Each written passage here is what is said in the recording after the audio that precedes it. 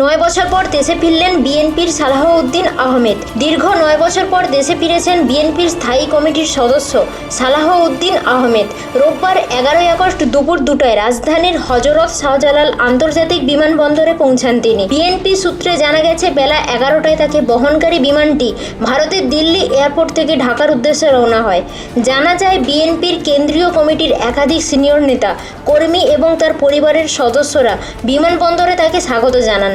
এর আগে বিএনপির মিডিয়া সেলের সদস্য সাইরুল কবির খান জানিয়েছিলেন, ট্রাভেল পাসে ভ্রমণ ভিসা সালাহউদ্দিন আহমেদ দেশে ফিরছেন। 2015 সালের 10ই মার্চ রাজধানীর উত্তরা থেকে সালাহউদ্দিন নিখোঁজ হন। প্রায় 2 মাস পর 11ই মে ভারতের মেঘালয়ের শিলংয়ে স্থানীয় পুলিশ তার সন্ধান পায়। সালাহউদ্দিনকে আটক করার পর বৈধ নথিপত্র ছাড়া ভারতে প্রবেশের অভিযোগে দেশটির ফরেনার্স অ্যাক্ট অনুযায়ী মামলা করে মেঘালয় পুলিশ।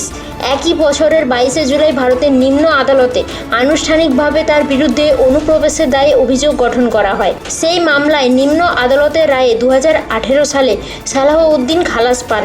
ভারত সরকার রায়ের বিরুদ্ধে আপিল করলে তাকে সেখানেই থাকতে হয়। 2023 সালের 28শে ফেব্রুয়ারি আপিলেও খালাস পান সালাহউদ্দিন এবং আদালত তাকে দেশে ফেরত পাঠানোর নির্দেশ দেন। এরপর ওই বছরের 8ই মে সালাহউদ্দিন ভ্রমণ পাস অনুমোদনের জন্য ভারতের আসাম রাজ্যের কাছে আবেদন করেন।